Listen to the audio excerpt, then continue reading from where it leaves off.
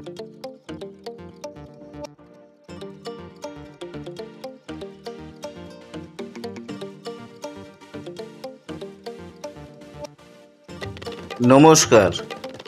গল্পবৃক্ষ গল্পগেলা গোগ্রাসে YouTube চ্যানেলে সাহিত্যপ্রেমী সকলকে স্বাগত।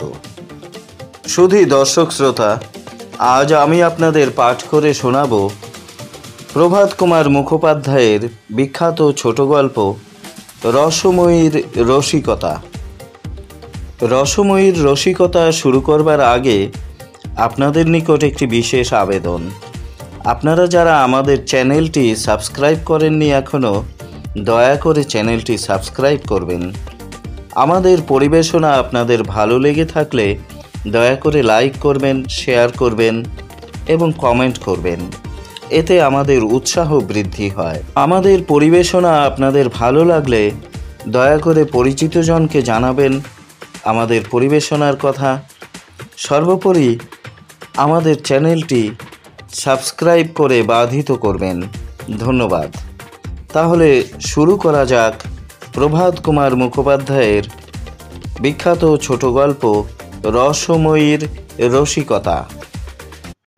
ক্ষেত্রমোহনবাবুর ৮৮ বর্ষব্যাপী দাম্পত্য জীবন স্ত্রীর সহিত যুদ্ধবিগ্রহ ও সন্ধি করিতে করিতেই কাটিয়াছে। এমন রণরঙ্গিনী স্ত্রী বঙ্গদেশে প্রায়ই দেখা যায় না। ক্ষেত্রমোহনের বয়স এখন ৪০ বছর, স্ত্রী রসময়ীর বয়স ৩০। রসময়ী এ নাম যে রাখিয়াছিল বলিহারি তার প্রতিভা। তবে রসও তো অনেকগুলি আছে কিনা, এক্ষেত্রে রৌদ্র রস। ক্ষেত্রমোহন একজন বাংলানবিশ মোক্তার, হুগলিতে থাকিয়া বেশ ২ পয়সা উপার্জন করেন। বাড়ি তাহার হুগলিতে নহে, জেলার মধ্যে কোনো এক পল্লী গ্রামে। তবে কয়েক বৎসর হুগলিতে নিজ বাটি নির্মাণ করিয়া বাস করিতেছেন। দুঃখের বিষয়, এ পর্যন্ত ক্ষেত্রমোহনের সন্তানাদি কিছুই হয় নাই। স্ত্রীর যেরূপ বয়স, আর হইবার ভরসাও নাই। অনেকদিন তাহার মাসি পিসি প্রভৃতি পুনর্বার বিবাহ করিবার জন্য তাহাকে অনুরোধ করিতেছেন। ক্ষেত্রমোহনের আন্তরিক বাসনাও তাহাই, কিন্তু রসময়ীর ভয়ে এ পর্যন্ত এ বিষয়ে কোনরূপ চেষ্টা চরিত্র করিতে সাহস করেন নাই। ইতিমধ্যে সামান্য একটা ঘটনা উপলক্ষে রসময়ী ভয়ানক বিপ্লবের সৃষ্টি করিয়া ক্ষেত্রমোহনকে ২ দিন গৃহ ছাড়া করিল। অবশেষে নিজে তাহার পিত্রালয়ে হালি শহরে চলিয়া গেল। ক্ষেত্রমোহন তখন সাহসে ভর করিয়া গৃহে ফিরিয়া আসিলেন এবং প্রতিজ্ঞা করিলেন রসময়ীর আর মুখ দর্শন করিবেন না, অন্যত্র বিবাহ করিবেন। এ বাড়িতে রসময়ীকে আর ঢুকিতে দিবেন না, এই শেষ। হালিশহর গ্রামটি হুগলিরই অপর পারে, মধ্যে গঙ্গা প্রবাহিতা। চৌধুরী পাড়ায় রসময়ীর পিত্রালয়। অনেক দিন হইল তাহার পিতামাতার কাল হইয়াছে।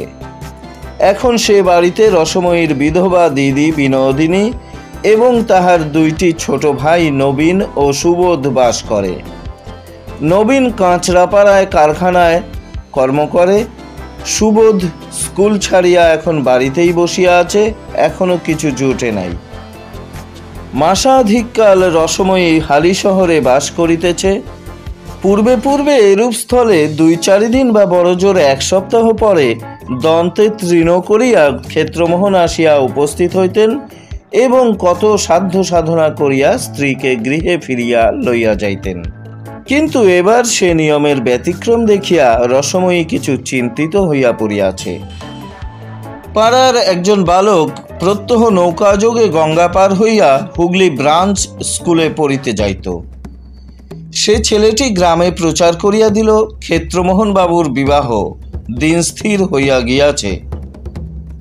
এই কথা শুনিয়া রসময়ীর দিদি বিনোদিনী একদিন বৈকালে ছেলেটিকে বাড়িতে ডাকিয়া আনিলেন। তাহাকে সন্দেশ ও রসগোল্লা খাইতে দিয়া বলিলেন, বাবা, শুনলাম নাকি আমাদের ক্ষেত্র আবার বিয়ে করছে, এ কথা কি সত্যি? বালক বলিল, হ্যাঁ সত্যি বই কি, আমাদের ক্লাসে সুরেশ বলে একটি ছেলে পড়ে, চুঁচুড়োয় তার মামা বাড়ি, তারই মামাতো বোনের সঙ্গে বিয়ে। ঠিক জানো? জানি বই কি, সুরেশই তো আমাকে বলেছে। দিন স্থির পর্যন্ত হয়ে গেছে। তার মামার নাম কি? নাম হরিশচন্দ্র চাটুর্যে, জজ আদালতে কাজ করেন। তাদের বাড়িটি তুমি চেনো বাবা? হ্যাঁ, চিনি বই কি, সুরেশের সঙ্গে কতবার গিয়েছি। কত বড় মেয়ে? এই আমাদের বয়সই হবে। বালকটির বয়স 13 বৎসর। কেমন দেখতে? তা বেশ সুন্দর। বিনোদিনী কিয়ৎক্ষণ চিন্তা করিলেন, শেষে বলিলেন, আচ্ছা, কাল একবার আমাদের দু বোনকে সে বাড়িতে নিয়ে যেতে পারো বাবা? কেন? তাদের একবার মিনতি করে বলে দেখি, বিয়ে হলে আমার বোনটিরও সুখ হবে না, তার মেয়েও জলে পড়বে। কাল একবার আমাদের নিয়ে চলো। কখন? এই খাওয়া দাওয়ার পরে। আমার স্কুল কামাই হবে যে।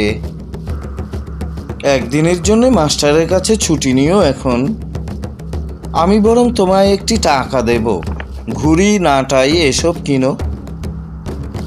বালকটি ব্যগ্রভাবে নিজ সম্মতি জানাইল। পরদিন বেলা 11টার সময় দুই ভগিনীকে লইয়া বালকটি চুঁচুড়া যাত্রা করিল। গঙ্গা পার হইয়া ঘোড়ার গাড়ি ভাড়া করিয়া মাধবীতলায় হরিশবাবুর গৃহে গিয়া উপস্থিত হইল। খিড়কি দরজার সম্মুখে দাঁড়াইল। রসময়ী বলিল, এই বাড়ি? হ্যাঁ। আচ্ছা, তুমি গাড়ির ভিতর বসে থাকো, আমরা চট করে ওদের সঙ্গে দেখাটা করে আসি। বলিয়া দুজনেই অবতরণ করিয়া বাড়ির মধ্যে প্রবেশ করিল। সে বাড়ির মেয়েরা তখন কেহ স্নান করিতেছে, কেহ খাইতে বসিয়াছে, কেহ বা আহার আনতে উঠানে বসিয়া চুল শুকাইতেছে। হঠাৎ দুইজন ভদ্রঘরের অপরিচিতা স্ত্রীলোককে প্রবেশ করিতে দেখিয়া একজন সবিস্ময়ে বলিল, তোমরা কারা গা? বিনোদিনী বলিল, আমরা হালিশহর থেকে তোমাদের সঙ্গে দেখা করতে এসেছি। স্ত্রীলোকটি সন্দিগ্ধভাবে বলিল, এসো, বসো। দুইজনে বারান্দায় উঠিয়া উপবেশন করিয়া বলিল, বাড়ির গিন্নি কোনটি? একজন প্রৌঢ়াকে দেখাইয়া সকলে বলিল, ইনিই গিন্নি। গৃহিণী বলিলেন, তোমরা কি মনে করে এসেছো বাছা? বিনোদিনী বলিল, তোমাদের মেয়ের নাকি বিয়ে? গৃহিণী বলিলেন, হ্যাঁ, আমার ছোট মেয়েটির বিয়ে। কবে? এই 20 মাঘ দিন স্থির হয়েছে। পাত্রটিকে? ক্ষেত্রমোহন চক্রবর্তী, হুগলিতে মুক্তারি করেন। সতীনের ওপর মেয়ে দিচ্ছ বাছা? গৃহিণীর বিস্ময় প্রতি কথায় বাড়িয়া চলিয়াছিল। তিনি জিজ্ঞাসা করিলেন, তোমরা চেনো নাকি? বিনোদিনী বলিল, চিনি না আবার, খুব চিনি, আমাদের গ্রামেই তো বিয়ে করেছে। গৃহিণী বলিলেন, হ্যাঁ, সতীন আছে বটে, কিন্তু সে স্ত্রীকে পরিত্যাগ করেছে। রসময়ী এতক্ষণ চুপ করিয়া বসিয়া শুনিতেছিল। তাহার মনের রাগ ক্রমশ বৃদ্ধিপ্রাপ্ত হইতেছিল। এই কথা শুনিয়া হস্তপদ ঠক ঠক করিয়া কাঁপিতে লাগিল। চক্ষু দুইটি লাল হইয়া উঠিল। শ্রবণ মাত্র রসময়ী তরাক করিয়া লাফাইয়া উঠিল। বারান্দার কোণে ছিল একগাছা ঝাঁটা। নিমেষ মধ্যে সেইটা দুই হস্তে ধারণ করিয়া গৃহিণীর ওপর সপাসপ মারিতে আরম্ভ করিল। সঙ্গে সঙ্গে বলিতে লাগিল, কেন কেন, আর কি মরবার জায়গা পেলে না? জায়গা পেলে না? আমার স্বামী ছাড়া কি আর তোমার মেয়ের অন্য পাত্র জুটল না? এই অভাবনীয় ঘটনায় বাড়ির লোকে ক্ষণকালের জন্য হতবুদ্ধি হইয়া গেল। তাহার পর মহা গণ্ডগোল আরম্ভ হইল। অল্প বয়স্কা বালিকারা কাঁদিয়া ছুটিয়া কেহ খাটের নিচে, কেহ সিন্দুকের আড়ালে লুকাইল। বাড়ির ঝি বসিয়া বাসন মাজিতেছিল, সে বাসন ফেলিয়া, ওরে, খুন করলে রে, এ সেপাই, এ সেপাই, এ পাহারাওয়ালা বলিয়া ঊর্ধ্বশ্বাসে ছুটিয়া রাস্তায় বাহির হইয়া পড়িল। বাড়ির অপর মেয়েরা আসিয়া রসময়ীকে ধরিয়া ফেলিল। রসময়ী তখন গৃহিণীকে ছাড়িয়া তাহাদের ওপর কিল চর ও নিষ্ঠিবন বৃষ্টি করিতে লাগিল। কাহারও কাপড় ছিঁড়িয়া দিল, কাহারও চুল ছিঁড়িয়া দিল, কাহাকেও খামচাইয়া দিল, কাহাকেও কামড়াইয়া দিল। হাঁপাইতে হাঁপাইতে বলিল, কনেটি গেল কোথায়? তাকে একবার বের করো না। চোখ দুটো গেলে দিয়ে যায়, নাকটা কেটে দিয়ে যায়, দাঁতগুলো ভেঙে দিয়ে যায়। বিনোদিনী এতক্ষণ চুপ করিয়া দাঁড়াইয়া ছিল। ক্রমে ক্রমে সদর দরজায় লোক হৈ হৈ করিতে লাগিল। তখন সে বলিল, রসময়ী, থাম থাম, ক্ষমা দে বোন, খুব হয়েছে, চল বাড়ি চল। ঝি ছুটিয়া বাড়িতে প্রবেশ করিয়া বলিল, ওগো যেতে দিওনি, থানায় খবর দিয়ে এসেছি, দারোগা আসছে। পুলিশের নাম শুনিয়া রসময়ী বলিল, চলো দিদি চলো। যাবে কোথা? দারোগা আসুক তবে যেও বলিয়া দুই তিনটি স্ত্রীলোক রসময়ীকে ধরিতে অগ্রসর হইল। রসময়ী এক লম্ফে উঠানের কোণ হইতে আঁশবটিখানা সংগ্রহ করিয়া মাথার ওপর সবেগে ঘুরাইয়া বলিল, খুন চেপেছে, আমার খুন চেপেছে, সবাইকে খুন করে ফাঁসি যাব। ইহা দেখিয়া সমস্ত স্ত্রীলোক মা গো বলিয়া ছুটিয়া ঘরে ঢুকিয়া দুয়ার বন্ধ করিয়া দিল। পাহারাওয়ালা, এ পাহারাওয়ালা, আসামি পালায় বলিয়া চিৎকার করিতে করিতে ঝি পুনশ্চ রাস্তায় বাহির হইয়া পড়িল। রসময়ী তখন দিদির সহিত খিড়কি দরজা দিয়া বাহির হইয়া গাড়িতে উঠিয়া বলিল, পারঘাটে চলো। বলা বাহুল্য, হরিশ্চন্দ্রবাবু ক্ষেত্রমোহনকে কন্যা প্রদান করিলেন না। তাহার গৃহিণী বলিলেন, সে খুনে মেয়ে মানুষ, বিয়ে দিলে আমার মেয়েকে খুন করে ফেলবে, তুমি অন্যত্র চেষ্টা দেখো। পরদিন কাছারিতে গিয়া হরিশবাবুর মুখে ক্ষেত্রমোহন সকল কথাই শ্রবণ করিলেন। রাগে তাহার সর্বশরীর জ্বলিতে লাগিল। কাছারি হইতে বাড়ি ফিরিয়া হাত মুখ ধুইয়া অন্তঃপুরে বসিয়া ক্ষেত্রবাবু তামাক খাইতেছিলেন। এমন সময় হঠাৎ ঝড়ের মতো রসময়ী আসিয়া প্রবেশ করিল। কয়েক মুহূর্ত নির্বাক হইয়া ক্ষেত্রমোহনের পানে দৃষ্টিপাত করিল। সেই প্রকার দৃষ্টিপাত, যে দৃষ্টিপাতে পূর্বে মুনি ঋষিরা লোককে ভস্ম করিয়া ফেলিতেন। ক্ষেত্রবাবু বলিলেন, কি মনে করে?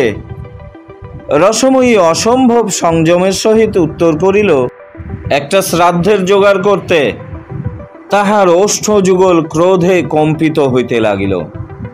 তামাক টানিতে টানিতে ক্ষেত্রমোহনবাবু বলিলেন, শ্রাদ্ধটা কার? হরিশ চাটুর্যের মেয়ের আর মেয়ের মার।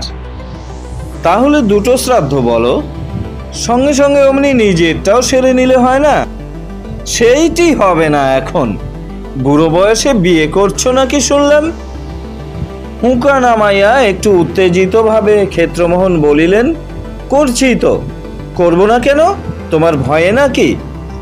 রসময়ী চিৎকার করিয়া হাত নাড়িয়া বলিল, করো না, করে একবার মজাটাই দেখো না। কি করবে তুমি? এই এমন কিছু না, আঁশবটিটা দিয়ে সে মেয়ের নাক কেটে দেব, আর বুকে একখানা 10 মুনে পাথর চাপিয়ে দেব। আর তোমার নাকটা যদি কেউ কেটে দেয়, এসো না, কাটো না, তুমি কাটো না হয় বলিয়া রসময়ী নিজের কোমরে 2 হাত দিয়া ঝুঁকিয়া নিজের মুখ ক্ষেত্রমোহনের অতি নিকটে সরাইয়া দিল।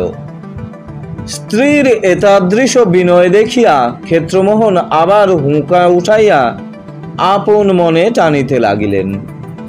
ঝুঁকিয়া থাকিয়া যখন ক্লান্তিবোধ হইল, রসময়ী তখন নিজের মুখ সরাইয়া লইয়া আবার সোজা হইয়া দাঁড়াইল। বলিল, তাহলে আঁশবটিতে শান দিয়ে রাখি গে, সম্বন্ধ পাকা হলে খবরটা দিও, চুপি চুপি যেন শুভকর্মটা সেরে ফেলো না। ক্ষেত্রমোহন বলিলেন, তুমি না মরলে আর বিয়ে করছি নে, মরবে কবে? এই কথা শুনিয়া রসময়ী বিদ্রূপের স্বরে হা হা করিয়া হাসিয়া উঠিল, বলিল, আমি মরব কবে জিজ্ঞাসা করছো? রশি বামনি এমনি মরছে না, তার এখনো অনেক দেরি, বিস্তর বিলম্ব। তোমার বিয়ে করবার বয়স যাবে, বুড়ো থুরথুরে হবে, ভুঁয়ে মুয়ে হয়ে যাবে, যখন আর কেউ মেয়ে তোমায় দিতে রাজি হবে না, তখন আমি মরব। দাম্পত্য রসালাপ এই পর্যন্ত অগ্রসর হইলে বাহিরে একখানি গাড়ি থামিবার শব্দ হইল।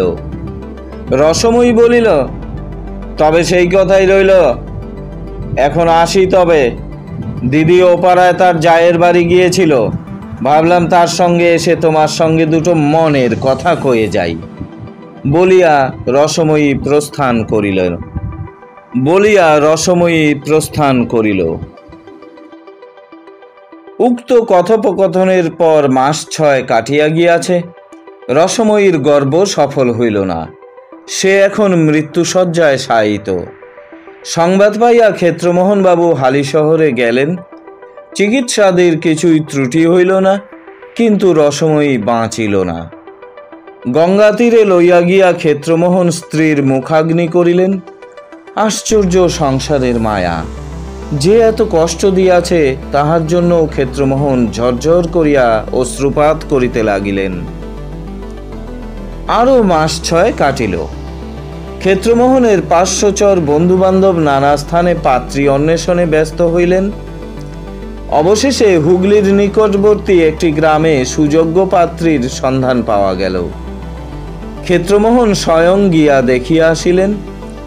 মেয়েটি ডাগর, দেখিতেও ভালো, বিশেষ মেয়ের পিতা একটি বড় জমিদারের নায়েব। অধিককার মামলা মোকদ্দমাগুলিও এই সূত্রে ক্ষেত্রমোহন বাবুর করায়ত্ত হইবে। কন্যার পিতা রজনীকান্ত ঘোষাল ইংরাজি লেখাপড়া জানা ব্যক্তি। বিবাহের কথাবার্তা পাকা হইল। বরের খুড়া মহাশয় গ্রাম হইতে আসিয়াছেন, করল আশীর্বাদ। প্রভাতে আফিস কক্ষে বসিয়া 2-4 জন মক্কেলের সঙ্গে মোক্তারবাবু কথাবার্তা করিতেছিলেন। খুড়া মহাশয় একখানি বঙ্গবাসী হস্তে ঘরের কোণে বসিয়া তামাক সেবন করিতেছেন। এমন সময় ডাক পিয়ন আসিল। ক্ষেত্রমোহন বাবুর হস্তে একখানি পত্র দিয়া গেল। খামের ওপর হস্তাক্ষরের প্রতি দৃষ্টিপাত করিয়া ক্ষেত্রমোহনের মাথা ঘুরিয়া গেল।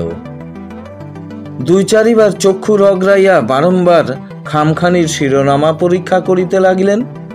কাছে আনিয়া দূরে সরাইয়া নানা প্রকারে দেখিলেন। অবশেষে কম্পিত হস্তে পত্রখানি খুলিলেন। পড়িয়া তাহার মুখ বিবর্ণ হইয়া গেল। মক্কেলকে বলিলেন, আচ্ছা, এখন তোমরা যাও, আজ সকাল সকাল কাছারি যাব, সেখানেই বাকি কথাবার্তা হবে। এখন মক্কেলগণ চলিয়া গেলে খুড়া মহাশয় বলিলেন, চিঠি এলো ক্ষেত্তর? জড়িত স্বরে ক্ষেত্রমোহন বলিলেন, আজ্ঞে হ্যাঁ। কোথাকার চিঠি? তাই তো ভাবছি। ক্ষেত্রমোহনের মুখ ভাব এবং কণ্ঠস্বরের বিকৃতি লক্ষ্য করিয়া খুড়া মহাশয় উঠিয়া নিকটে আসিলেন। তখন ক্ষেত্রমোহন পত্রখানি দ্বিতীয়বার পাঠ করিতেছেন। তাহার নিঃশ্বাস বন্ধ হইবার উপক্রম হইয়াছে, চক্ষু কপালে উঠিয়াছে। খুড়া মহাশয় দ্রুতভাবে বলিলেন, কি ব্যাপার? কি কোনো দুঃসংবাদ নয় তো? ক্ষেত্রমোহন বাবু নীরবে পত্রখানি খুড়া মহাশয়ের হাতে দিলেন। তিনি পত্র লইয়া চশমার অনুসন্ধান করিয়া চক্ষে পড়িলেন। জানালার কাছে দাঁড়াইয়া খুড়া মহাশয় পত্রখানি পড়িতে লাগিলেন। সাধারণ পাতলা চিঠির কাগজে বেগুনি রঙের মেজেন্টা কালি দিয়া লেখা, ওপরে স্থানের নাম নাই, তারিখ নাই, নিম্ন প্রকার লিখিত, শ্রী শ্রী দুর্গা সহায়, প্রণাম পূর্বক নিবেদনঞ্চ বিশেষ, তোমার মতিশ্চন্ন ধরিয়া আছে, মনে করিয়া আছো রসময়ী মরিয়া আছে, আপদ গিয়া আছে, এইবার বিবাহ করি। আমি মরিয়া আছি বটে, কিন্তু তাই বলিয়া তুমি নিষ্কৃতি পাইয়াছ তাহা মনে করিও না। বাড়ির সম্মুখে যে বট গাছ আছে, তাতেই আমি আজকাল বাস করিতেছি। তুমি কি করো, কোথায় যাও, সমস্তই আমি সেখানে বসিয়া দেখিতেছি। রাত্রিরে গাছ হইতে নামিয়া মাঝে মাঝে তোমার শয়ন ঘরে যাই, তোমার খাটের চারিদিকে ঘুরিয়া বেড়াই। একবার ইচ্ছা করে গলাটা টিপিয়া দিয়া তোমাকে আমার সঙ্গী করি। আমার এখানে বড্ড একলা বোধ হয়। আমার চেহারা এখন অতিশয় খারাপ হইয়া গিয়াছে। আমার গায়ের মাংস চামড়া আর কিছুই নাই, খালি হাড় আছে, তাও সাদা নয়।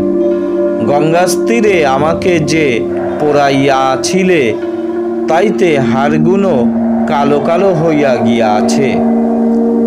যাহা হোক, নিজের রূপ বর্ণনা নিজের মুখে শোভা পায় না। বিবাহ করিও না, করিলে তোমার নলাটে অশেষ দুর্গতি নেকা আছে, রসময়ী। পত্র পড়িয়া খুড়া মহাশয়ের মুখও কালিমাময় হইয়া গেল। ভিতর স্বরে জিজ্ঞাসা করিলেন, এ হাতের লেখা কার, চিনতে পারছ? খুব চিনি, তারই হাতের লেখা। অন্য কেউ জাল করেনি তো? ভগবান জানেন। খুড়া মহাশয় নিকটস্থ চেয়ারে বসিয়া পড়িলেন। কিয়ৎক্ষণ ছাদের কড়িকাঠের পানে চাহিয়া বলিয়া উঠিলেন, জয় রাম, সীতারাম, রাম রাঘব রাবণারি, রাম রাম রাম রাম রাম। খুড়া মহাশয়কে এতদ অবস্থায় দেখিয়া ক্ষেত্রমোহনের আরো ভয় হইল। বলিলেন, আচ্ছা খুড়া মহাশয়, ভূতে কখনো চিঠি লেখে? খুড়া মহাশয় বলিয়া উঠিলেন, ভূত বলতে নেই, ভূত বলতে নেই, উপদেবতা বলো, জয় রাঘব রামচন্দ্র। দুজনেই নির্বাক। অবশেষে খুড়া মহাশয় বলিলেন, দেখো, কারুর বদমাইশি নয় তো? এমনটাই কি হতে পারে? অনেক রকম ভৌতিক উপদ্রবের কথা শুনেছি বটে, কিন্তু এই রকমটা কখনো তো শোনা যায়নি। আচ্ছা, বৌমার হাতের লেখা আগেকার চিঠিপত্র কিছু আছে কি? লেখাটা মিলিয়ে দেখলে হয়। ক্ষেত্রমোহন বলিলেন, পুরনো চিঠি আছে বই কি, বলিয়া বাটির মধ্যে প্রবেশ করিয়া 4-5খানা বাহির করিয়া আনিলেন। খুড়া মহাশয় চশমার কাচ দুইখানি কোঁচার কাপড়ে ভালো করিয়া মার্জনা করিয়া লইলেন। পরে পত্রগুলি লইয়া অত্যন্ত সাবধানে হস্তাক্ষর মিলাইতে লাগিলেন। অবশেষে সেগুলি টেবিলের ওপর ফেলিয়া দীর্ঘ নিঃশ্বাস পরিত্যাগ করিয়া বলিলেন, একই হাতের লেখা তো দেখছি। খামখানি উল্টিয়া পাল্টিয়া দেখিতে লাগিলেন। 1 পয়সার 6খান ওয়ালা সাদা খাম, তাহাতে একখানি 2 পয়সার টিকিট আঁটা আছে। ক্ষেত্রমোহনের হাতে খামখানি দিয়া বলিলেন, কোথাকার ছাপ দেখো তো। ক্ষেত্রবাবু বাঙালি নবিশ মুক্তার হইলেও ইংরাজি ছাপার অক্ষর পড়িতে পারিতেন। ছাপ পরীক্ষা করিয়া বলিলেন, হুগলির ছাপ, কালকের তারিখ। খুড়া মহাশয় চুপ করিয়া বসিয়া রহিলেন। মাঝে মাঝে কেবল অস্ফুট স্বরে বলিতে লাগলেন, জয় রাম, শ্রীরাম, সীতারাম। কাছারির বেলা হয় দেখিয়া মোক্তারবাবু স্নান করিয়া আহারে বসিলেন, কিন্তু কিছুই খাইতে পারিলেন না। রান্নাঘরের বারান্দায় যেখানে বসিয়া তিনি আহার করিতেছিলেন, সেখান হইতে বটগাছটার অগ্রভাগ দেখা যায়। খান আর মাঝে মাঝে সেই গাছটার পানে চাহেন। এক সময় একটা গাছের ডাল খড়খড় করিয়া নড়িয়া উঠিল। কাহার যেন হাসির শব্দ শোনা গেল। ক্ষেত্রমোহন বাবুর আর খাওয়া হইল না, উঠিয়া পড়িলেন। মুখ প্রক্ষালন করিয়া বাহিরে আসিয়া বটগাছটার পানে চাহিয়া রহিলেন। 2-3টা কাঠবিড়ালি ডালে ডালে পরস্পরকে তাড়া করিয়া ফিরিতেছে। গোটা কত কাক উচ্চ শাখায় বসিয়া জাতীয় সঙ্গীত গাহিতেছে। ইহা ভিন্ন আর কিছুই দেখিতে পাইলেন না। সেই দিন সন্ধ্যাবেলা ক্ষেত্রমোহনের শয়নকক্ষে খুড়া ভাইপো বসিয়া কথোপকথন করিতেছিলেন। দিবসে খুড়া মহাশয় কপাটের বাহিরে এবং ভিতরে দেওয়ালময় রাম নাম লিখিয়া দিয়াছেন। অদ্য দুইজনেই এক শয্যায় শয়ন করিলেন। বালিশের তলায় একখানি কৃত্তিবাসী রামায়ণ রক্ষিত হইবে এবং ঘরে সমস্ত রাত্রি আলো জ্বালিবে বন্দোবস্ত হইয়া গিয়াছে। ক্ষেত্রমোহন বলিলেন, তাহলে খুড়ো কি করা যায়? বিবাহটা বন্ধ করে দেওয়া যাবে? খুড়া মহাশয় বলিলেন, আমি তো তার দরকার দেখছি নে, যদি কোনো উপদ্রব অত্যাচার হয়। খুড়া মহাশয় কিয়ৎকাল চিন্তা করিলেন, শেষে বলিলেন, ভয়ের কোনো কারণ দেখি নে। ওই যে বলেছে, ইচ্ছা করে তোমার গলাটা টিপে দিই। না, তা পারবে না, হাজার হোক স্বামী তো বটে। আর যে বলেছে বিয়ে করো না, করলে তোমার অশেষ দুর্গতি হবে। অশেষ দুর্গতি হবে তার মানে এ নাও হতে পারে যে আমি তোমার অশেষ দুর্গতি করব। ওর মানে বোধহয় এই যে অধিক বয়সে বিবাহ করলে যে সমস্ত সাংসারিক অশান্তি উপস্থিত হয় তাই তোমারও অদৃষ্টে ঘটবে। ক্ষেত্রমোহন বাবু চুপ করিয়া রহিলেন। মনে ভয়ও যথেষ্ট আছে, অথচ বিবাহ করিবার লোভটিও সম্বরণ করা তার পক্ষে অসাধ্য। পরদিন আশীর্বাদ হইয়া গেল, কিন্তু ক্ষেত্রমোহন যে ভৌতিক পত্র পাইয়াছেন সে কথাও রাষ্ট্র হইতে বিলম্ব হইল না। নায়েব রজনীবাবুরও কানে ক্রমে এ কথা পৌঁছিল। বলিয়াছি, তিনি ইংরাজি জানা ব্যক্তি। শুনিয়া হা হা করিয়া হাসিয়া উঠিলেন। বলিলেন, ভূত? এই বিংশ শতাব্দীতে ভূত বিশ্বাস করতে হবে? বিবাহের দিন স্থির হইয়াছে 8ই ফাল্গুন, আর 5 দিন মাত্র বাকি আছে।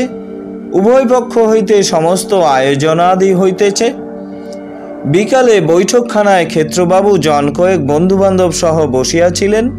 ইহাদের মধ্যে একজন সরকারি উকিল, নাম মনোহর বাবু। লোকটির বয়স 40 পার হইয়াছে। চোখে সোনার চশমা, মাথায় ঝাঁকড়া চুল, মুখমণ্ডল প্রচুর গোঁফ দাড়িতে আবৃত, হাতে বড় বড় নখ। এক কথায় লোকটি থিওজফিস্ট। ক্ষেত্রবাবুর ভৌতিক পত্রর প্রাপ্তির সমাচার অবগত হইয়া অবধি মনোহর বাবু ইহার সঙ্গে একটু ঘনিষ্ঠতা স্থাপন করিয়া লইয়াছেন। অপর একজন মধ্য যুবক, নাম সুরেন্দ্রনাথ। ইনি এলে ফেল করা শিক্ষিত মোক্তার, বিস্তর ইংরাজি উপন্যাস পাঠ করিয়াছেন। সুরেন্দ্রবাবু বলিলেন, ক্ষেত্রবাবু, একটা কথা আমার মনে হচ্ছিল। অনেক উপন্যাসে পড়া গেছে একটা দুর্ঘটনা ঘটে গেল, যেমন রেলে কলিশন বা নৌকাডুবি বা আর কিছু। সকলেই মনে করেছে অমুক লোকটা মরে গেছে, মৃত্যুর চাক্ষুষ সাক্ষীরও অভাব নেই, কিন্তু শেষ দিকটায় দেখা গেল সে বেঁচে আছে। তাই আমার মনে হয়, হয় আপনার স্ত্রী এখনো বেঁচে আছেন, নয় এ চিঠি জাল। কিন্তু আপনার দৃঢ় বিশ্বাস এ চিঠি তাহারই হাতের লেখা, জাল নয়। সুতরাং আপনার স্ত্রী বেঁচে আছেন বিশ্বাস করা ছাড়া আর উপায়ান্তর নেই। কারণ এই বিংশ শতাব্দীতে ভূতের অস্তিত্ব কোনো মতেই বিশ্বাস করতে পারা যায় না। থিওজফিস্ট উকিলবাবুটি ইহা শুনিয়া বলিলেন, কেন মশাই, বিংশ শতাব্দীতে ভূতের অস্তিত্ব কোনো মতেই বিশ্বাস করতে পারেন না কেন? নবীন মোক্তারবাবু বলিলেন, কারণ আমি কখনো দেখিনি। শুনিয়া মনোহরবাবু বিজ্ঞভাবে হাস্য করিয়া বলিলেন, সম্রাট সপ্তম এডওয়ার্ডকে কখনো দেখেছেন? না, দেখিনি। তিনি আছেন বলে বিশ্বাস করেন? করি, তার কারণ আমি না দেখলেও হাজার হাজার লোক তাঁকে দেখেছে, তাঁর 10-20 খানা ছবিও দেখেছি। কিন্তু ভূত আমি নিজে দেখেছি এমন কথা আজ পর্যন্ত কাউকে বলতে শুনলাম না। সবাই বলে খুব বিশ্বস্ত লোকের মুখে শুনেছে যে তারা স্বয়ং ভূত দেখেছে।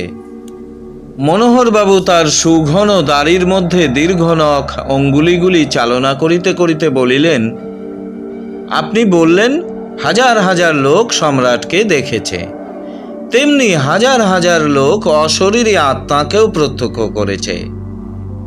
আপনি বললেন যে সম্রাটের 10-20খানা ছবি দেখেছেন, তেমনি 10-20খানা ভূতেরও ছবি আপনাকে আমি দেখাতে পারি। যদি দেখতে চান একদিন আমার বাড়িতে যাবেন। আমার একখানা বইয়ে কেটি কিংয়ের ছবি আছে। প্রথম চার্লসের সময় কেটি কিং নামে একটি মেয়ে জীবিত ছিলেন। 16 বৎসর বয়সে তাঁর মৃত্যু হয়। গত শতাব্দীর মধ্যভাগে আমেরিকা ও ইউরোপের নানা স্থানে অনেক সিংহাসে কেটি কিং স্থূল শরীর ধারণ করে আবির্ভূত হয়েছিলেন। তাঁর নারী পরীক্ষা করা হয়েছে, তাঁর শরীরে ছুরি ফুটিয়ে দিয়ে দেখা হয়েছে ঠিক মানুষের মতো রক্তপাত হয়। তাঁর ফটোগ্রাফ পর্যন্ত তোলা হয়েছে। ফটোগ্রাফ থেকে ছবি আমার বইয়ে আছে, আসবেন দেখাবো। সুরেন্দ্রবাবু মৃদু মৃদু হাস্য করিয়া বলিলেন, আপনারাও যেমন ভালো মানুষ, ওইসব বিশ্বাস করেন? ভূতবাদীদের কত জোচ্চুরি ধরা পড়েছে তার সংখ্যা নেই। কেটি কিংয়ের দেহে ছুরি ফুটিয়ে রক্তপাত হয়েছে, ওইটা আপনি বিশ্বাসযোগ্যতার প্রমাণ বলে উল্লেখ করলেন। আমার তো ঠিক উল্টো মনে হয়। ছুরি ফোটালে রক্ত না পড়তো, অথচ শরীরী মানুষ একটা দাঁড়িয়ে রয়েছে দেখছি, তাহলে বরং বিশ্বাস হতো এটা বাস্তবিক মানুষ নয়। এক্ষেত্রে দেখুন, ভূত তিনি বাড়ির সামনেই বট গাছে থাকেন।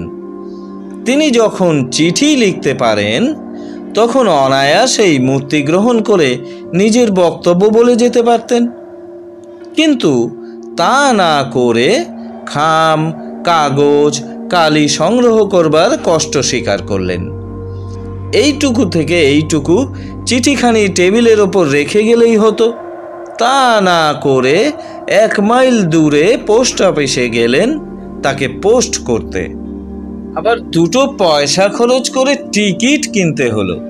মশাই, ভৌতিক জগতে যদি পয়সা বাস্তবিকই এত সস্তা হয়, তাহলে না হয় সেখানে গিয়ে প্র্যাকটিস শুরু করি। মনোহর বাবু একটু বিরক্তির সহিত বলিলেন, মশাই, জিনিসটা হাসি তামাশার নয়, এসব গভীর বিষয়। অনেক চর্চা, অনেক আলোচনা না করে এ বিষয়ে মতামত প্রকাশ করা উচিত নয়। ভৌতিক জগৎ থেকে ডাকে চিঠি আসা এই প্রথম নয়। হিমালয় থেকে অনেক মহাত্মারাও মাঝে মাঝে ডাকে চিঠিপত্র লিখে থাকেন। কুটুম্বিলাল নামক এক মহাত্মা এইরকম অনেক চিঠি আমাদের মাদাম ব্লাভাৎস্কিকে লিখেছিলেন। তাঁরাও মনে করলে সাক্ষাৎ আবির্ভাব হয়ে বক্তব্য বলে যেতে পারতেন, কিংবা চিঠি উড়িয়ে টেবিলের ওপর ফেলে যেতে পারতেন, কিন্তু ডাকেই তাঁরা চিঠিপত্র পাঠাতেন। ইহা শুনিয়া শিক্ষিত মোক্তারবাবু মৃদু মৃদু হাস্য করিতে লাগিলেন। বলিলেন, কুটুম্বিলালের চিঠি তো কোন কালে জাল বলে সাব্যস্ত হয়ে গেছে। ডাক্তার হজসন বলে একজন বৈজ্ঞানিক নিজে ভারতবর্ষে এসে এ বিষয়ে অনুসন্ধান করে প্রমাণ করে দিয়েছেন যে মাদাম ব্লাভাৎস্কি আর দামোদর বলে এক ব্যক্তি সব চিঠি জাল করেছিলেন। এ কথা শুনিয়া থিওজফিস্ট বাবুটি ভ্রুকুঞ্চিত করিয়া বিরক্তির স্বরে বলিলেন, ওসব ঈর্ষাপরায়ণ লেখকের বই পড়বেন না। আমার কাছে আসবেন, ভালো ভালো বই সব আপনাকে পড়তে দেব। তা পড়লে আপনার সমস্ত অবিশ্বাস দূর হয়ে যাবে। মাদাম ব্লাভাৎস্কি যে কত বড় লোক তা তাঁর আইসিস আনভেল্ড বইটি পড়লেই বুঝতে পারবেন। সুরেন্দ্রবাবু মুচকিয়া হাসিয়া বলিলেন, সেই বইটে পড়িনি বটে, তবে এডমন্ড গ্যারেট প্রণীত Isis very much unveiled or the story of the Mahatma hoax বইটে পড়েছি, লাইব্রেরিতে আছে, দেখতে চান তো এনে দিতে পারি। এ কথায় মনোহরবাবু রাগিয়া আগুন হইয়া উঠিলেন। বলিলেন, ওই আপনারা এক কথা শিখে রেখেছেন, গাল দেওয়া যায় না এমন ভালো জিনিসই নেই। যত সব কুচক্রি বদমাইশ লোক মিছিমিছি মাদামের অপরাধ রচনা করেছে। এমন সময় বাইরে শব্দ উত্থিত হইল, বাবু, চিঠি আছে। পর মুহূর্তে ডাক পিয়ন প্রবেশ করিয়া ক্ষেত্রমোহন বাবুর হাতে একখানি পত্র দিল। পত্রখানি হাতে লইয়াই ক্ষেত্রমোহন বাবুর চক্ষু স্থির হইয়া গেল। বলিলেন, মশাই, আবার সেই। পত্র খুলিয়া পাঠ করিয়া সেখানি সকলের সম্মুখে ফেলিয়া দিলেন। থিওজফিস্ট বাবুটি অতি আগ্রহের সহিত সেখানি কুড়াইয়া লইয়া পাঠ করিলেন। শেষে নবীন মোক্তার বাবুর হাতে সেখানি দিলেন। পত্রখানি এইরূপ: শ্রী শ্রী দুর্গা সহায়, প্রণামপূর্বক নিবেদন চ বিশেষ। এত সাহস তোমার, আশীর্বাদ পর্যন্ত হইয়া গিয়াছে। তুমি মনে করিয়া আছো আমি যে তোমায় পত্র লিখিয়াছিলাম তাহা ফাঁকা আওয়াজ। রসি বামনি তেমন মেয়ে নয়, আমি মানা করা সত্ত্বেও বিবাহ করিবে। এখনো সাবধান হও, এ দুর্মতি পরিত্যাগ করো। নহিলে একদিন গভীর রাত্রিরে তুমি যখন ঘুমাইয়া থাকিবে, বটগাছ হইতে নামিয়া বুকে একখানা 10 মুনে পাতর চাপাইয়া দিব, ঘুম আর ভাঙিবে না। রসময়ী। একে একে সকলেই পত্রখানি পড়িলেন। পড়িয়া স্তম্ভিত হইয়া বসিয়া রহিলেন। শিক্ষিত মোক্তার বাবুরও মুখ শুকাইয়া গেল। তথাপি মন হইতে সংশয় দূরে নিক্ষেপ করিয়া বলিলেন, আচ্ছা ক্ষেত্রবাবু, আর একবার বেশ করে লেখাটা পরীক্ষা করে দেখুন দেখি। আপনার স্ত্রীর হাতের লেখাই তো বটে, না কোনো জায়গার কোনো সন্দেহজনক তফাৎ আছে? ক্ষেত্রমোহন বাবু বলিলেন, কোনো সন্দেহ নেই, শুধু হাতের লেখার মিল হলেও বা সন্দেহ করতাম। তার যেখানে যেখানে যে যে বানান ভুল চিরকাল হতো, এ চিঠিতেও তাই। সে চিরকালই শ্রী শ্রী এক জায়গায়, দুর্গা একটু তফাতে লিখিত। এ দুখানা চিঠিতেও তাই। তাছাড়া চিঠিতে এমন সব কথাবার্তা রয়েছে যা সে জীবিতকালেও মুখে সর্বদা ব্যবহার করিত। সকলে নিস্তব্ধ হইয়া বসিয়া রহিলেন। কিয়ৎপরে সুরেন্দ্রবাবু গলা ঝাড়িয়া জিজ্ঞাসা করিলেন, তার মৃত্যুর সময় আপনি উপস্থিত ছিলেন? ক্ষেত্রবাবু বলিলেন, ছিলাম বই কি। সঙ্গে সঙ্গে ঘাটে গিয়েছিলেন? গিয়েছিলাম। চিতার ওপর তার দেহ রাখবার পর তার মুখ আপনি আর দেখেছিলেন? দেখিনি। আবার আমি নিজেই তো মুখাগ্নি করেছি। ওহে, তুমি যা ভাবছ তা নয়, কোনো ভুল হয়নি। নব্য মোক্তার বাবু তখন ঘাড় হেঁট করিয়া বসিয়া রহিলেন। একজন বলিল, there are more things in heaven and earth, Horatio, than are dreamed of in your philosophy. হে হোরেসিও, স্বর্গে ও মর্তে এমন অনেক জিনিস আছে যাহার বিষয় তোমার দর্শন বিজ্ঞান স্বপ্নেও অবগত নহে। অপর একজন বলিলেন, তা তো বটেই, তা তো বটেই।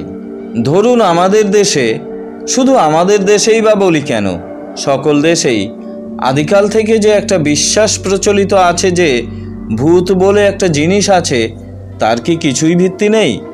সরকারি উকিলবাবুটি বলিলেন, শুধু অন্ধবিশ্বাসের কথা নয়, গত 50 বৎসরের মধ্যে ইউরোপে ও আমেরিকায় ভূতের অস্তিত্ব নিঃসংশয়িতভাবে প্রমাণ হয়ে গেছে। একসময় বৈজ্ঞানিক শ্রেষ্ঠ টিন্ডাল পর্যন্ত ভূতকে হেসে উড়িয়ে দিয়েছিলেন। এখন আর শিক্ষিত সমাজে সে ভাব নেই। বিখ্যাত সম্পাদক স্টেড সাহেব তার এক গ্রন্থে লিখেছেন, of all the vulgar superstitions of the half educated, none dies harder than the absurd delusion that there are no such things as ghosts. অর্ধশিক্ষিত ব্যক্তিগণের মনে যতগুলি ইতরজনচিত কুসংস্কার আছে, তাহার মধ্যে ভূত নাই, এই অদ্ভুত ভ্রমটি সর্বাপেক্ষা প্রবল। বলিয়া বিজয়ী বীরের মতো তিনি সুরেন্দ্রবাবুর প্রতি কটাক্ষপাত করিলেন। সন্ধ্যা হইয়া গিয়াছিল। সেদিনকার মতো সভা ভঙ্গ হইল। সেই বটগাছের তলা দিয়া যাইতে সুরেন্দ্রবাবুরও গাটা যেন ছমছম করিতে লাগিল। খুড়া মহাশয় কোথায় বেড়াইতে গিয়াছিলেন। সন্ধ্যার পর বাড়ি ফিরিয়া আসিয়া দ্বিতীয় পত্রের কথা শুনিয়া বলিলেন, দেখো ক্ষেত্তর, ব্যাপারটা ক্রমে গুরুতর হয়ে দাঁড়ালো। বিবাহটা এখন না হয় বন্ধই রাখা যাক। আমার মতে বৎসর পূর্ণ হলেই গয়ায় গিয়ে একটা পিণ্ডি দিয়ে এসো, উদ্ধার হয়ে যাবেন। বৎসর পূর্ণ হতে তো আর বেশি দেরি নেই, আর মাসখানেক হলেই হয়, তখন নির্বিঘ্নে শুভকর্ম শেষ করা যাবে। ক্ষেত্রবাবু বলিলেন, তা বেশ, সেই ভালো কথা। কন্যার পিতাকে বলিয়া কহিয়া বিবাহের দিন পিছাইয়া দেওয়া হইল। নিমন্ত্রণ পত্র সমস্ত প্রত্যাহৃত হইল। গয়া শ্রাদ্ধ সারিয়া আসিয়া ক্ষেত্রবাবু বিবাহ করিবেন, ইহা সকলেই জানিতে পারিল। ক্ষেত্রবাবুর হস্তে একটা বড় জালিয়াতির মোকদ্দমার তদবিরের ভার রহিয়াছে। মোকদ্দমাটা দায়রা সোপর্দ হইয়াছে। সেটা শেষ না হইলে ক্ষেত্রবাবু গয়া যাইতে পারিতেছেন না। ফরিয়াদি পক্ষের সাক্ষীদিগকে সমস্ত দিন ধরিয়া তালিম দিতে হইতেছে।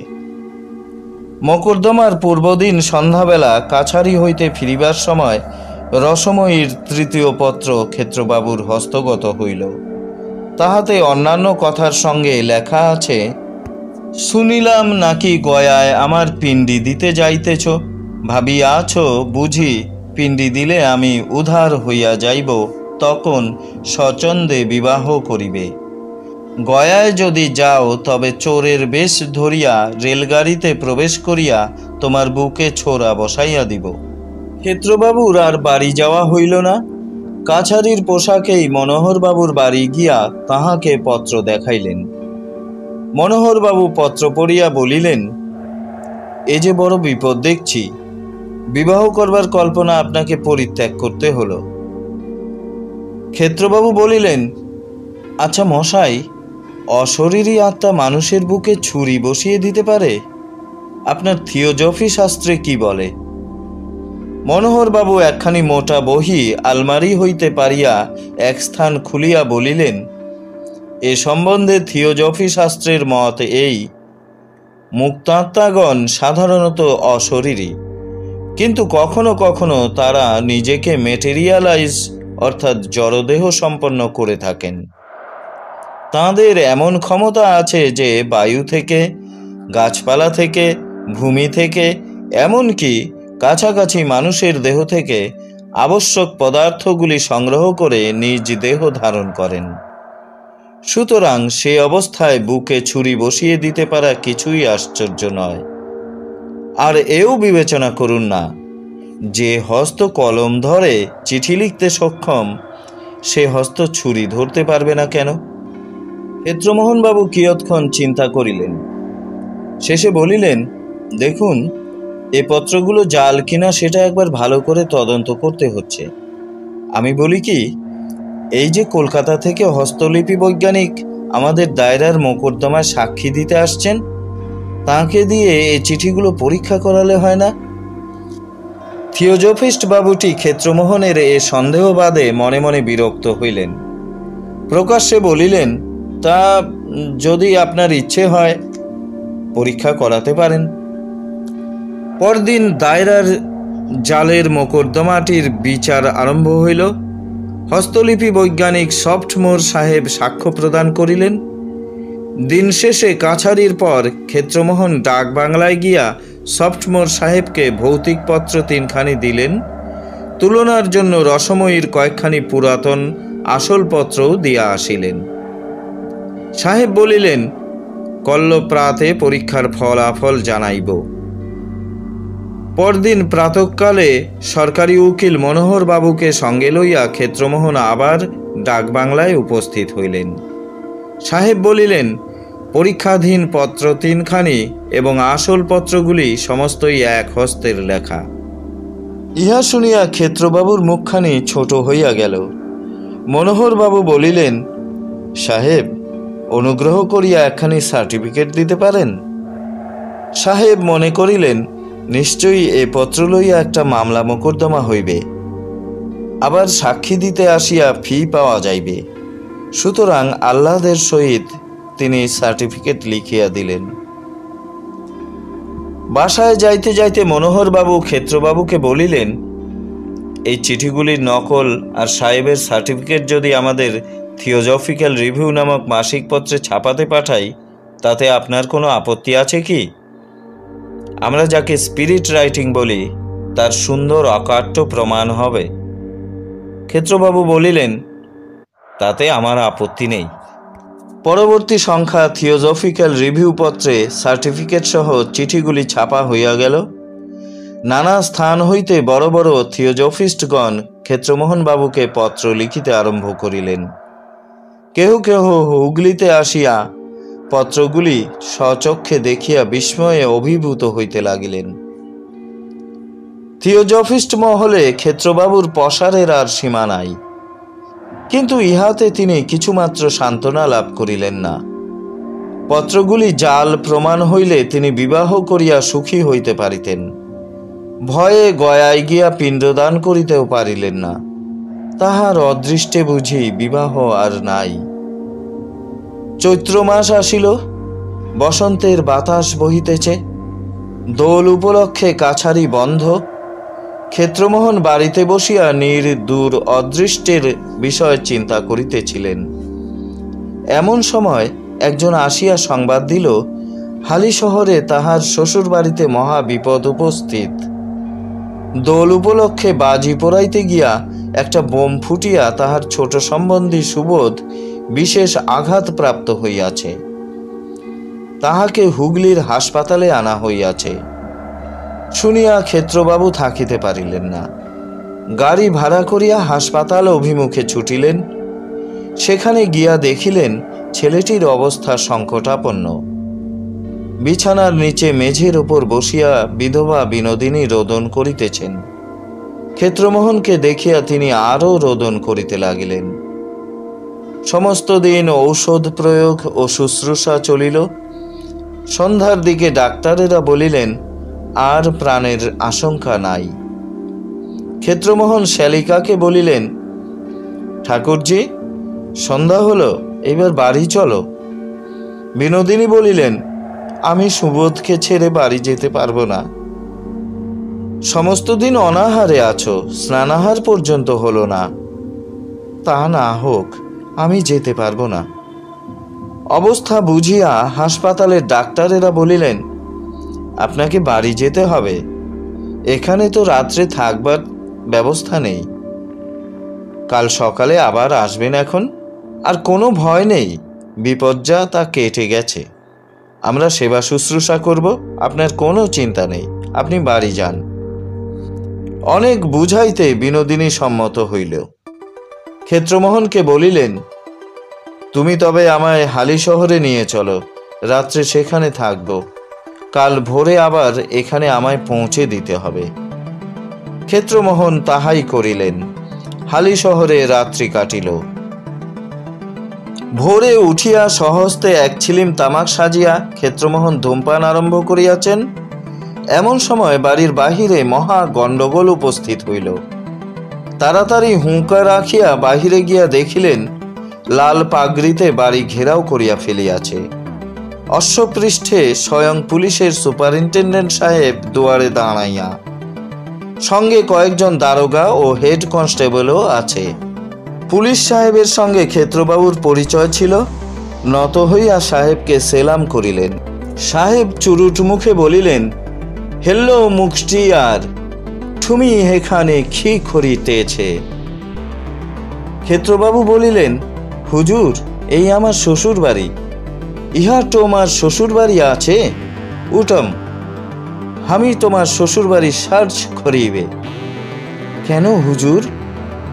এখানে বোমা তৈয়ারি হয় কি না দেখিবে, ইহা সার্চ ওয়ারেন্ট আছে। বলিয়া সাহেব সার্চ ওয়ারেন্টখানি ক্ষেত্রবাবুর হাতে প্রদান করিলেন। ক্ষেত্রবাবু সেখানে উল্টিয়া পাল্টিয়া দেখিয়া সাহেবের হাতে ফিরাইয়া দিলেন। বলিলেন, হুজুর মালিক, যা ইচ্ছা করিতে পারেন। সাহেব বলিলেন, স্ত্রীলোকগণকে লুকাইয়া রাখো। পুলিশ গৃহমধ্যে প্রবেশ করিল। স্ত্রীলোকগণের মধ্যে কেবল বিনোদিনী। তিনি পুলিশের ভয়ে কোথাও লুকাইবার প্রয়োজন দেখিলেন না। হরিনামের মালাটি হাতে করিয়া উঠানে তুলসী তলায় বসিয়া রহিলেন। খানা তল্লাশি আরম্ভ হইল। বন্দুক, বারুদ, ডিনামাইট, বোমা, বর্তমান, রণনীতি, যুগান্তর, গীতা, দেশের কথা, রিভিউ অব রিভিউস প্রভৃতি কিছুই বাহির হইল না। বাহির হইল হিন্দু সৎকর্মমালা, গুপ্তপ্রেস পঞ্জিকা, কাশিদাসী মহাভারত এবং একখানা বটতলার ছেঁড়া উপন্যাস। ক্ষুদ্র বা বৃহৎ কোনো দেশ নায়কের কোনো ছবি বাহির হইল না। বাহির হইল কেবল খানকতক কালীঘাটের পট এবং একখানা আর্ট স্টুডিওর গণেশ মূর্তি। জমিদারের খানকতক পুরাতন দাখিলা এবং একটা ধুলিমলিন চিঠির ফাইল বাহির হইল। বিনোদিনীর বাক্স হইতে বাহির হইল এক বান্ডিল চিঠি এবং খানকতক ঠিকানা লেখা সাদা খাম। সমস্ত জিনিস উঠানে আনিয়া জমা করা হইল। একজন দারোগা কাগজপত্রগুলির ফিরিস্তি প্রস্তুত করিতে লাগিলেন। ক্ষেত্রমোহনও সেইখানে বসিয়াছিলেন। তিনি দেখিলেন সাদা খামগুলির প্রত্যেকখানিতে তাহারই শিরোনাম লেখা এবং রসময়ীর হস্তাক্ষর। পুলিশ সাহেবের অনুমতি লইয়া খাম ও চিঠিগুলি ক্ষেত্রবাবু পরীক্ষা করিতে লাগিলেন। খান 20 চিঠি রহিয়াছে, সমস্তই বেগুনি রঙের ম্যাজেন্টা কালিতে রসময়ীর হস্তাক্ষরে লিখিত। কয়েকখানি চিঠি খুলিয়া ক্ষেত্রবাবু পাঠও করিলেন। নানা অবস্থা কল্পনা করিয়া অনুমানে পত্রগুলি লিখিত। কোনো কোনোটাতে বটগাছে বাসস্থানের উল্লেখ আছে। একখানাতে আছে, গয়ায় পিণ্ডদান করিয়া আসিয়াছ বলিয়া মনে করিও না আর তোমার অনিষ্ট করিতে পারি না। এখনো রশিবামনি তোমার ঘাড় মটকাইতে পারে। একখানাতে রহিয়াছে, শুনিলাম বিবাহের দিন স্থির হইয়াছে, এখনো সাবধান। একখানাতে আছে, করল তোমার বিবাহ, এত মানা করিলাম কিছুতেই শুনিলে না। আচ্ছা, বাসর ঘরে আগুন জ্বালাইয়া তোমাকে ও তোমার বধূকে পোড়াইয়া মারিব। সমস্ত ব্যাপারটা দিনের আলোর মতো তখন ক্ষেত্রমোহনের নিকট পরিষ্কার হইয়া গেল। বিনোদিনী তুলসী তলায় বসিয়া সমস্ত দেখিতেছিলেন। ক্ষেত্রমোহন বলিলেন, ঠাকুরজি, এসব কি? ঠাকুরজি আপন মনে মালা জপ করিয়া যাইতে লাগিলেন। শুধু দর্শক শ্রোতা, এই সঙ্গেই শেষ হলো প্রভাত কুমার মুখোপাধ্যায়ের বিখ্যাত ছোট গল্প রসময়ীর রসিকতা। শুধু দর্শক শ্রোতা, আপাতত এই পর্যন্তই। আবার পরবর্তীতে কোনো সাহিত্যকর্ম নিয়ে আপনাদের সামনে হাজির হব। ততক্ষণ পর্যন্ত আপনারা সবাই সুস্থ থাকুন, ভালো থাকুন। চলতে থাকুক গল্প বৃক্ষ, গল্প গেলা গো গ্রাসে। শুধু দর্শক শ্রোতা, দয়া করে আমাদের চ্যানেলটি সাবস্ক্রাইব করতে ভুলবেন না।